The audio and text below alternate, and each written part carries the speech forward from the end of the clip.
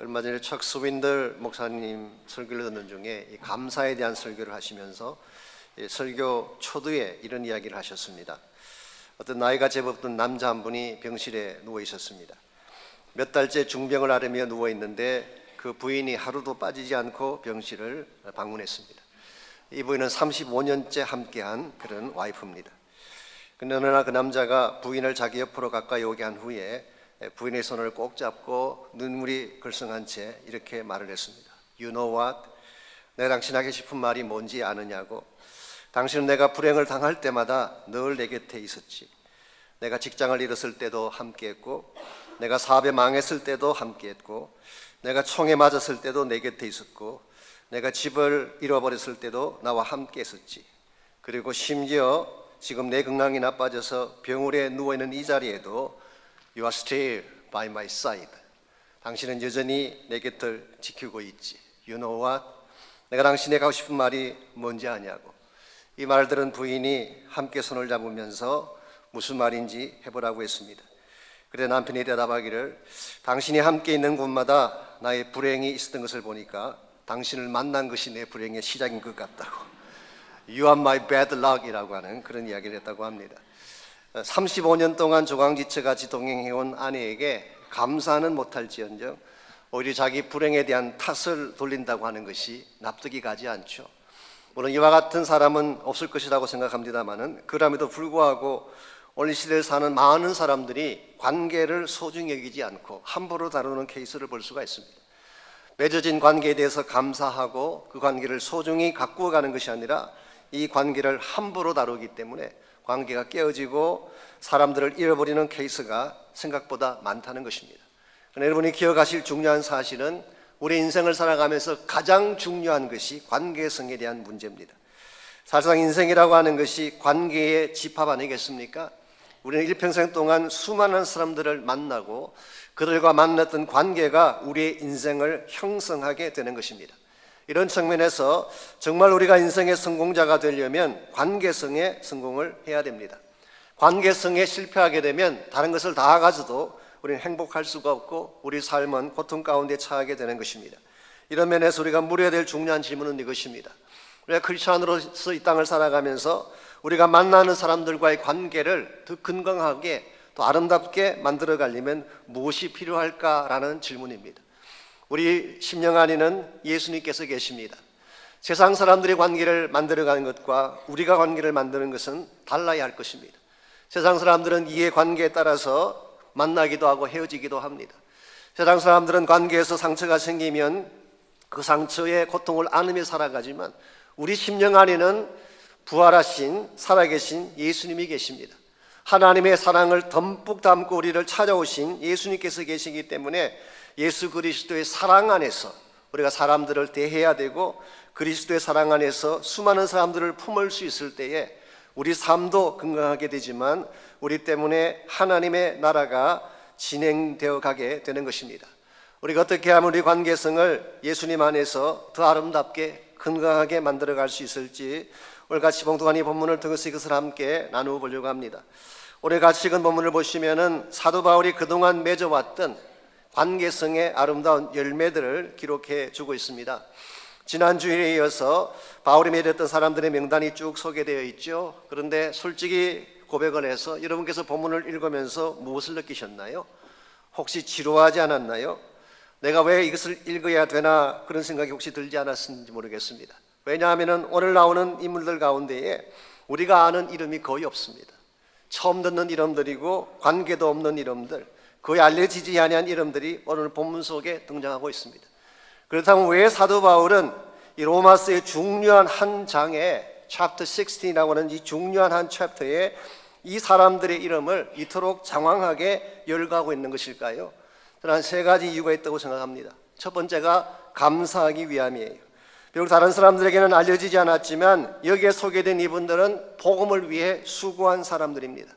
그동안 하나님의 교회를 섬기고 선교 사역을 이루기 위해서 자신의 삶을 바쳤던 사람들이기 때문에 바울은 그들에게 감사를 표하고 싶었어요. 두 번째 이유는 이 사람들을 기억하기 위함입니다.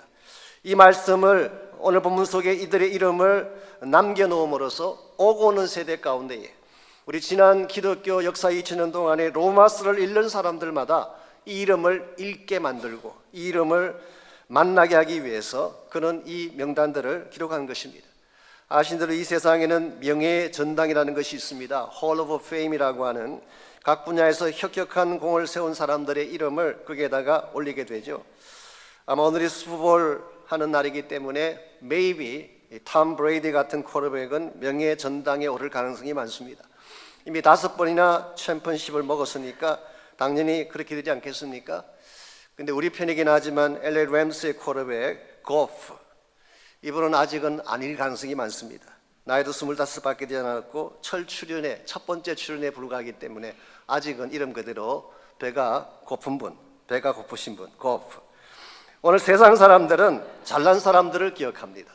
유명한 사람들, 유능한 사람들에게 각광을 보내지만 하나님 나라는 다른 것입니다.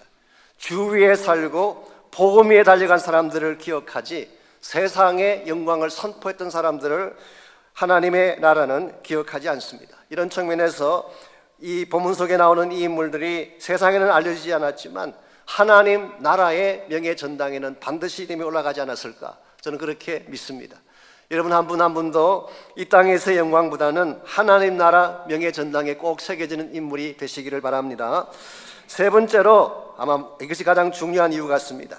바울이 이 명단들을 기록한 이유는 이들을 소중히 여기기 위해서 기록하는 것입니다. 사도 바울은 항상 사람을 소중히 여겼습니다. 사람을 보화같이 여겼어요. 영어로 표현하면 He treasured people. 바울은 사람을 보석같이 여기는 인물이었어요. 왜냐하면 사람만큼 존귀한 존재가 없기 때문에. 데살로니가전서 2장 19절 20절에 보게 되면 사도 바울은 장차 주님 오실 때에 그가 받게 될 상급을 이야기하면서 주 예수 앞에 선 너희들이 아니냐, people을 이야기했어요. 그가 만났고 그가 교제했고 그가 복음을 전개했던 그 사람들을 바울은 자랑의 면류관이라고 표현을 했고 너희들이 나의 영광이요 나의 기쁨이라고 표현을 했습니다. 사도 바울은 사람을 귀히 여길 줄 아는 분이었어요. 사람들을 소중히 여기고 관계를 보석같이 여기는 분. 그랬기 때문에 그들은 수많은 사람들을 만나는 것이 가능했고 그 만남을 통하여 하나님의 기뻐하시는 복음의 역사를 이루는 것이 가능했던 것입니다. 오늘 여러분과 저의 인생길 가운데도 수많은 만남이 있었어요. 어릴 때부터 지금까지를 가만히 돌이켜보게 되면 수많은 릴레이션십들, 수많은 만남들이 있었어요. 부모님과의 만남도 있었고 친구와의 만남도 있었고 부부와의 만남도 있고 직장이나 동료들과의 많은 만남들이 있었습니다. 이와 같은 만남들을 우리는 지금까지 어떻게 다뤄왔는지, 우리는 지나간 날들에 만났던 그 관계들을 소홀히 여기고 그것을 잘 가꾸지 못할 때가 참 많습니다만은 하나님께서 기뻐하시는 삶은 우리가 지금까지 맺었던 관계들을 아름답게 가꾸고 현재 함께 살고 있는 우리의 관계성을 맺고 있는 사람들을 아름답게 잘 다룰 것을 요구하고 있습니다. 이와 같이 관계성이 건강해지면 우리 삶도 건강해지고 관계성이 건강해지면 삶에서 맺게 될 열매도 아름다워지기 때문에 여러분과 저는 어떤 상황이 올지라도 우리에게 주어진 릴레이션십을 바르게 건강하게 만드는 것을 배워야 됩니다. 우리가 어떻게 할 때 우리의 관계성을 더 아름답게 이루어갈 수 있을까요? 오늘 같이 봉독한 본문에 보시면은 사도 바울이 이들과의 관계를 아름답게 만들기 위해서 바울이 가졌던 3가지 삶의 중요한 자세가 오늘 본문에 기록되어 있습니다. 그 첫 번째가 건강한 시각이에요. 바울은 사람들을 볼 때에 건강한 관점에서 그 사람들을 보았습니다. 그래서 그 관계가 아름답게 결실한 것이죠. 여러분께서 오늘 본문을 읽어보시면 아시겠지만 바울이 각 사람을 소개할 때마다 특정한 패턴 하나가 발견됩니다. 그게 뭘까요? 사람들의 장점만을 나열하고 있습니다. 사람이라고 하는 것은 장점도 있고 약점도 있습니다. 좋은 면도 있지만 추한 면도 있고 또 밝히고 싶지 않은 누추한 면도 있기 마련인데 오늘 본문을 읽어보시게 되면 바울은 그가 소개하는 모든 사람들의 좋은 점만 나열하고 있어요. 예를 들어서 6절을 보시면은 너희를 위하여 많이 수고한 마리아에게 문안하라 그랬어요. 여기 나오는 마리아가 누군지는 정확히 모릅니다. 신약 성경에 보면 마리아가 7명 나오는데 오늘 본문은 그 중에 7번째. 이번에 어떤 일을 하셨는지 어디 출신인지 아무것도 기록되어 있지 않아요. 그런데 한 가지 이 사람의 삶을 엿보게 할 수 있는 표현이 나옵니다. 너희를 위하여 많이 수고한 마리아. 그냥 메리가 아니에요. 프라우드 메리도 아니에요. 힘이 수고한 working hard Mary. 여러분과 저를 위해서 심히 수고한 마리아. 이 한마디 표현이 이번의 생애가 어떤 삶이었는가라고 하는 것을 잘 대변해 주고 있어요. 뿐만 아니라 7절을 보게 되면 내 친척이요 나와 함께 갇혔던 안드로니고와 유니아에게 문안하라 그랬습니다. 여기 내 친척이라고 번역하는 것은 사실은 동족이라고 번역하는 것이 더 맞을 것입니다. 유대인을 말하는 것입니다. 이 사람도 누구인지는 정확하지 않지만 이 사람들을 표현하면서 그들은 사도들에게 존중이 여김받는 사람이다. Highly respected. 사도들 사회에서 존중이 여김받는 사람이다. 심지어 나보다 먼저 그리스도 안에 있었던 사람이다. 나보다 앞장서서 예수 믿는 사람이었다라고 표현함으로써 이분들의 위치가 얼마나 존귀한 것을 잘 표현해 주고 있습니다. 10절 말씀 보시면은 그리스도 안에서 인정함 받은 아벨레라고 했어요. 그냥 아벨레가 아니라 approved in Christ. 그리스도 안에서 인정함을 받은 아벨레. 그 외에도 12절에 보게 되면 수고한 드루베나, 많이 수고하고 사랑하는 버시. 우린 여기에서 좋은 점, 장점만을 열거해서 그 사람들을 소개하고 있는 것을 볼 수가 있습니다. 이것은 사도 바울이 그 사람들을 볼 때에 그들의 좋은 점만 보기를 원했기 때문에 저는 이것을 건강한 시각이라고 생각합니다. 여러분께서 사람을 볼 때에 여러분은 어떤 측면을 먼저 보시는지요? 약점을 먼저 보고 부족한 점을 먼저 찾아서 그것을 밝히기를 원하는 성향을 가졌는지, 아니면 사람을 볼 때에 좋은 장점을 먼저 보는지. 주님께서 우리에게 기대하시는 삶의 모양은 장점을 보는 것입니다. 좋은 것을 보는 것입니다. 우리가 상대방을 아름다운 모습을 보고 좋은 것을 보려면 우리 마음이 건강해야 돼요. 마음의 시선이 삐뚤어져 있으면 모든 것이 삐딱하게 보일 수밖에 없어요. 내 마음이 깨어져 있으면 아무리 좋은 것을 보아도 그 모든 것이 다 깨어져 보이게 되는 것입니다. 제가 지난 주간에 안경을 새로 했습니다. 모르시겠어요? 좀 더 세련되고 있어 보이지 않습니까? 아주 멋진 그런 안경을 제가 했는데요. 저는 항상 유럽 안경을 갑니다. 이태리도 아니고 독일도 아니고 유럽이 제일 크니까 제일 잘하기도 하고 또 저희 교회 집사님이시기도 하고. 근데 갔더니 그만을 하더니 제 왼쪽 눈에 약간 난시가 있대요. 이 난시라고 하는 것은 각막이나 수정체가 고르지 않아서 모든 것이 흐려져 보이는 현상을 말하는 것이죠. 제가 다른 걸 아무리 고치려고 해도 내 눈에 수정체 자체에 문제가 생기면 삐딱하게 보이고 흩어져 보일 수밖에 없는 것입니다. 우리의 마음도 마찬가지입니다.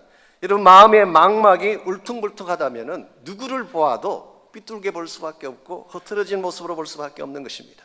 이런 면에서 우리의 삶이 건강한 시각으로 돌아가려면 내 마음의 근본이 건강해져야 되는 것입니다.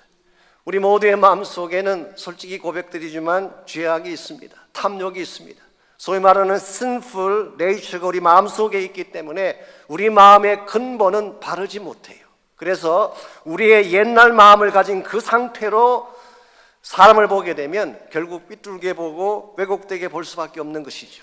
그런데 만약 우리 마음의 중심에 예수 그리스도께서 계신다면, 그분이 내 마음의 중심을 장악하게 된다면 그때부터 우리의 시각이 달라질 수밖에 없습니다.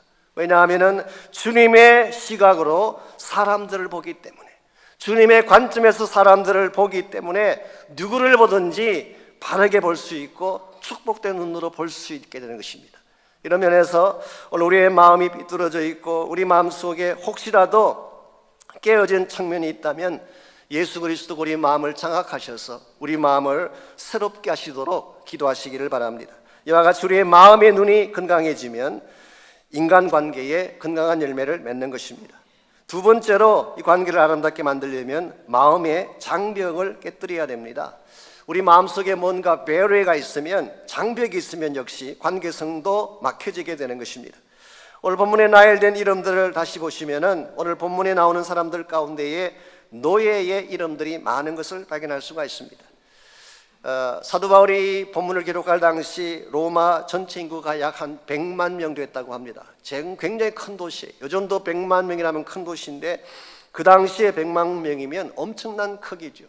근데 그들 중에 약 3분의 1 내지 어떤 분은 2분의 1까지 이야기합니다만은 약 3분의 1 내지 2분의 1이 노예들이었다고 합니다. 그러므로 자연히 로마 교회 안에 성도들 가운데는 노예들이 많았어요. 혹은 노예 출신의 사람들이 많이 있었습니다.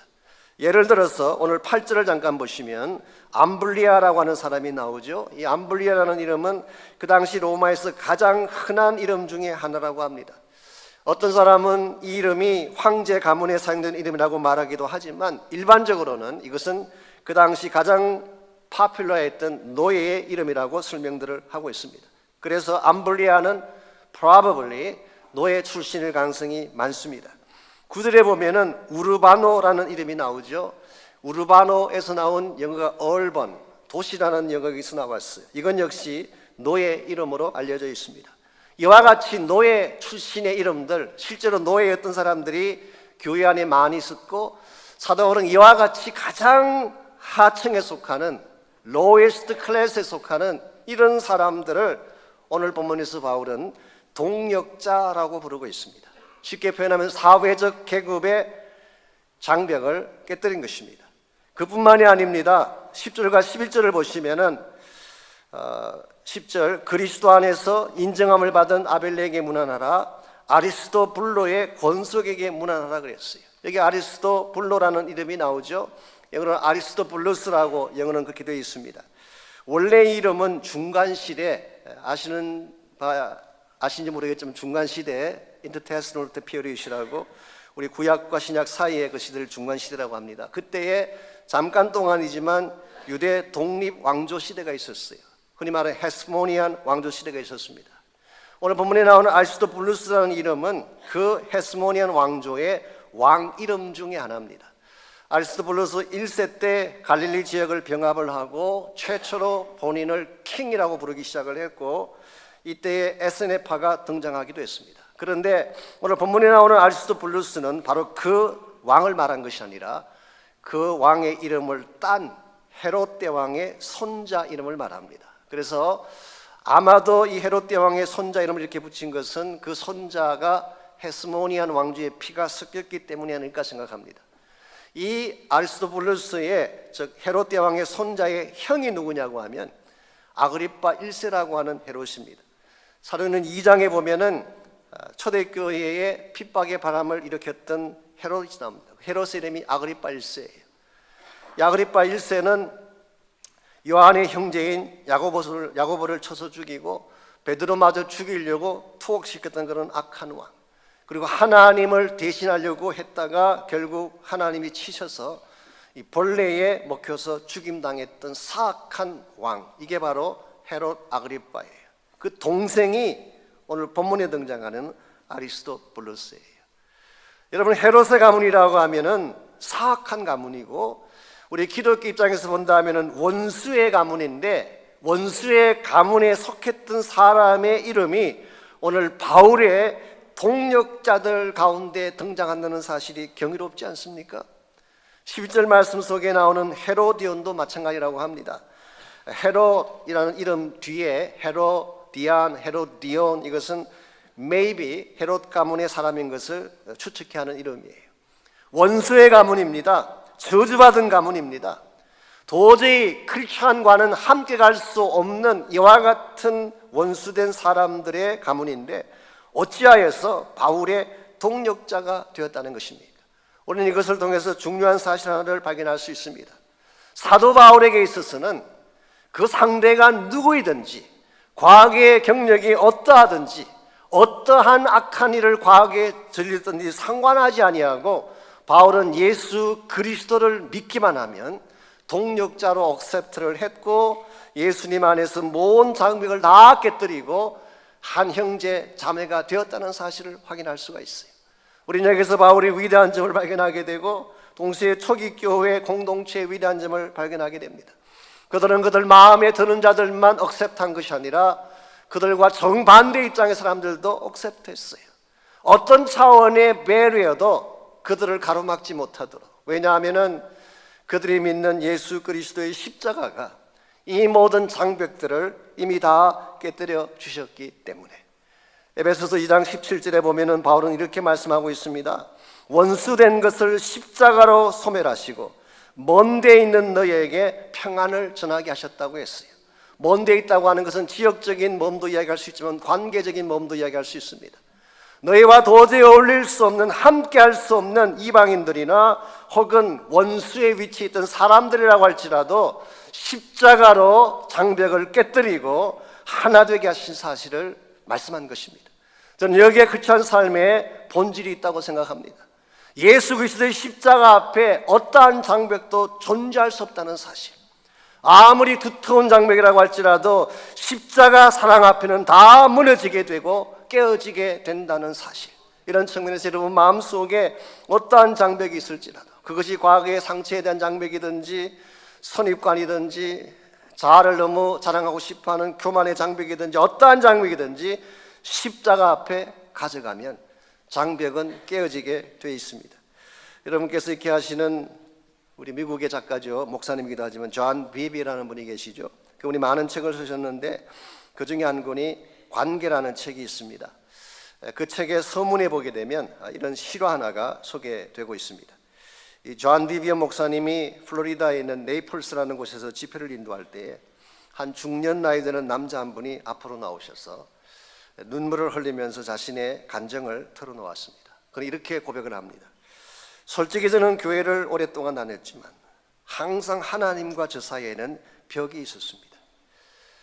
하나님의 임재가 강력하다고 하는 집회에 참석도 해보았지만 저에게는 전혀 그 임재가 느껴지지 않았습니다.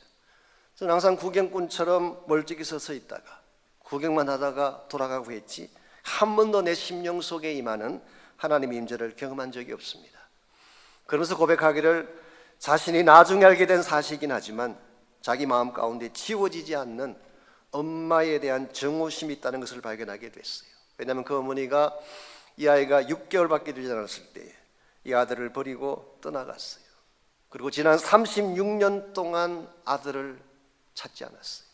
그래서 아들의 마음속에는 한처럼 이 정오심이 가슴에 꽉 차 있었기 때문에 이 정오심의 이 장벽이 어떠한 은혜도 임하지 못하도록 그의 마음을 막고 있어서 교회는 다녔지만 임재도 경험하지 못하고 은혜도 경험하지 못한 삶을 살아온 것입니다. 그랬던 자신이 예수 그리스도의 십자가를 체험한 후에 그의 오랜 세월 동안 막혀있던 벽이 깨어지고 36년 만에 자기 어머님께 전화를 했고 전화를 한 그 순간 그 모든 정오심이 깨어지고 두 분이 만나서 함께 울고 하나가 된 그 간증을 그분이 하셨어요. 어쩌면 우리의 마음속에도 이와 같은 장벽이 있지 않을까요? 우리는 점잖게 그렇지 않은 척 교회를 다니고 있지만 매일 우리 마음 중심에도 이와 같은 장벽이 존재할 가능성이 있습니다. 이와 같은 장벽이 나를 가로막고 있으면 어떤 말씀을 들어도 와닿을 수가 없어요. 어떤 찬양을 불러도 가슴이 터지지 않습니다. 만일 여러분 가운데 오늘 아침에 오신 여러분들 가운데에 내 마음속에 이와 같은 배열이가 있다면 그것이 과거에 형성되었던 정오심이나 상처 때문이든지 인간관계에서 경험하게 되어진 어떤 어려운 상황 때문이었든지 내 마음을 가로막고 있는 이 장벽이 있다면 여러분께서 십자가 앞에 꼭 가지고 나오시기를 바랍니다. 십자가 앞에 나의 모든 것들을 다 토해낼 때에 쓴뿌리를 토해내고 용서하지 못한 마음들을 토해낼 때 성령께서 우리 마음을 새롭게 만들어 주시고 그때 우리는 담대하게 누구를 만나든지 담대하게 관계를 만들어갈 수가 있는 것입니다. 이런 측면에서 우리의 관계를 아름답게 만들어가려면 1차적으로는 우리 마음의 시각이 바뀌어야 돼요. 건강한 관점을 가져야 됩니다. 두 번째는 내 마음을 가로막는 장벽들이 십자가 앞에 깨어져야 돼요. 마지막 세 번째로 필요한 것이 우리 인생 여정 속에 주어졌던 은혜의 순간을 간직해야 하는 것입니다. 우리 모두에게는 일생을 살아오면서 크고 작은 은혜들을 경험했어요. 여러분은 잊어버렸는지 모르지만 우리 힘으로 여기까지 온 거 아닙니다. 누군가가 나를 도왔어요. 누군가가 나에게 은혜를 베풀었어요. 우리가 수많은 사람들을 만나오는 과정에서 크고 작은 많은 은혜들을 받으며 살아왔는데 우리는 지금 그걸 다 잊어버렸어요. 그래서 우리는 지나간 날 우리에게 은혜 베푼 사람들을 기억하지도 못하고 이와 같은 상태가 계속되면 현재적인 삶에도 감사와 감격이 있을 수가 없는 것입니다. 이런 측면에서 우리의 관계성이 정말 축복된 관계로 나아가려면 받은 은혜를 소중히 여기고 간직하는 자세가 필요합니다. 오늘 13절 말씀 보시면 사도 바울은 오래전에 그가 받았던 은혜 한계를 잊지 아니하고 언급을 하고 있습니다. 13절 말씀, 주 안에서 택하심을 입은 루포와 그의 어머니에게 문안하라. 그의 어머니는 곧 내 어머니라고 했습니다. 여기 루포라고 하는 사람이 나오고 루포의 어머니를 바울은 She is my mother, 그 어머니가 나의 어머니라고 표현하고 있습니다. 과연 이것이 어떻게 된 케이스일까요? 사실 오늘 본문만 봐서는 알 수가 없습니다. 그런데 마가복음 15장 21절을 보게 되면 루포가 누구인지가 나와 있어요. 마침 알렉산더와 루포의 아버지인 구레네 사람 시몬이 시골로부터 와서 지나가는데 그들이 그를 억지로 같이 가게 하여 예수의 십자가를 지었다고 했습니다. 마가복음 15장 21절 말씀에 하면은 루포는 누구의 아들인가요? 구레네 시몬의 아들이었습니다. 그렇다면 구레네 시몬은 누구일까요? 구레네 시몬은 사실은 시골에서 올라온 사람이었어요. 그리고 예루살렘 거리에 메이비 아마 구경하러 나왔는지 모르겠어요. 예루살렘 거리를 나왔다가 마침 나온 그날이 예수님이 십자가를 지고 가시는 그날이었어요. 처음에는 구경꾼으로 서 있었는데 예수님께서 십자가를 지고 가다가 지쳐 쓰러지게 되죠. 로마 군사가 이 구레네 시몬에게 십자가를 지어준 것입니다. 그래서 본인의 의사와 아무 상관없이, 본인의 의지와 아무 상관없이 졸지에 십자가를 지고 가는 자가 됐어요. 아마 우리 같았으면 속으로 불평했을 것입니다. 이 괜히 잘못 나왔다가 세상 말로 재수 없이 어떻게 이렇게 걸렸나 이렇게 생각할 뻔한 그런 케이스였었어요. 그런데 한 가지 중요한 사실이 있습니다. 이 구레네 시몬이 억지로 십자가를 졌긴 했지만 그날 이 십자가를 졌기 때문에 그는 예수님의 처형의 현장까지 갈 수가 있었어요. 그리고 예수님께서 처형당하신 그 십자가 현장은 하나님의 구속 역사의 가장 중요한 장소였어요. 온 인류의 죄를 한가슴에 안고 처형당하시는 메시아의 모습을 친히 볼 수 있는 축복, 이것이 구레네 시몬에게 주어진 축복이었어요. 아마도 그는 처참하게 피를 흘리며 돌아가시면서도 자기에게 못 박는 자들을 용서해달라고 기도하시는 예수님 모습을 바라보며 그런 마음속에 억제할 수 없는 감동을 느꼈을 것입니다. 6세에서 9세까지 온 땅에 어둠이 덮이고 땅이 진동하며 무덤이 열리는 현장을 바라보면서 그는 비로소 고백할 수밖에 없었어요. 이분이야말로 거룩하신 하나님의 아들이요, 우리 모두를 속죄하기 위해 이 땅에 오신 어린 양 되시는 분이구나. 이분이야말로 나의 영원한 구원자요, 나의 주님이 되시는구나. 그런 그 십자가 현장에서 예수님이 처형당하시는 그 역사적 자리에서 인류 역사상 그 자리에 있었던 사람 많지 않아요. 얼마 되지 않은 그 사람들 가운데 한 사람이 되어져서 주님의 처형당하시는 현장을 보았던 구레네 시몬.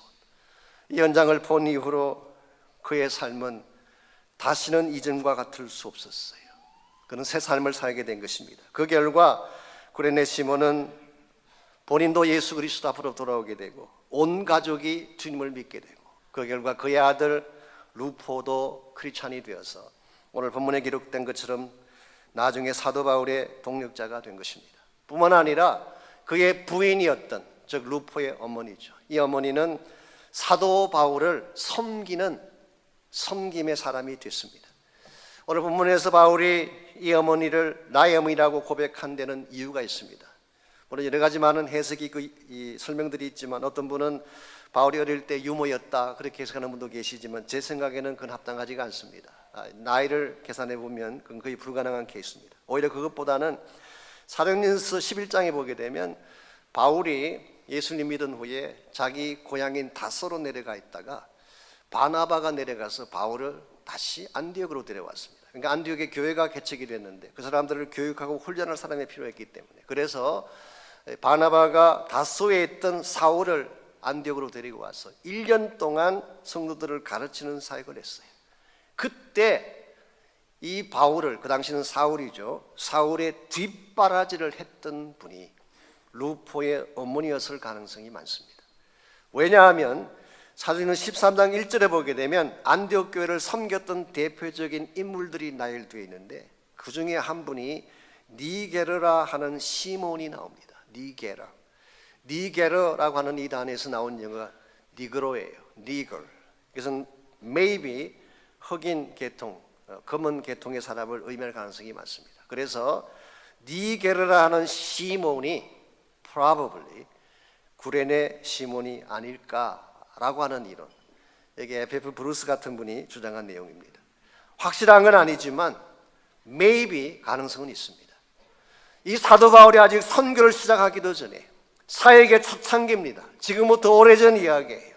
그때에 아무도 없는 이 외딴 곳인 안디옥 지역에 왔을 때에 그의 뒷바라지를 하고 사랑으로 섬겨주셨던 루포의 어머니를 바울은 지금도 기억하면서 She is my mother, 그분이 나의 어머니라고 고백을 하고 있습니다.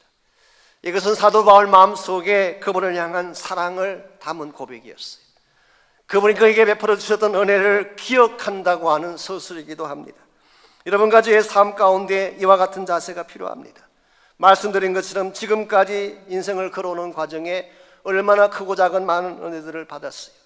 누군가가 섬겨주었고, 누군가가 도와주었고, 누군가가 길을 열어주었기 때문에 오늘 나의 모습이 있게 됐는데, 이와 같은 은혜의 순간을 망각해버리게 된다면 우리는 건강한 관계를 만들어갈 수도 없고 바른 인생의 열매도 맺을 수가 없습니다.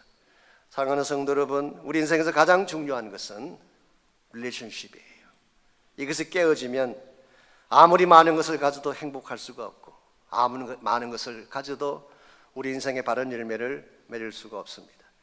누구를 만나든지 그분을 귀히 여기는 것을 배워야 돼요. 왜냐하면 우리를 사랑하신 하나님이 우리를 그렇게 다루셨기 때문에.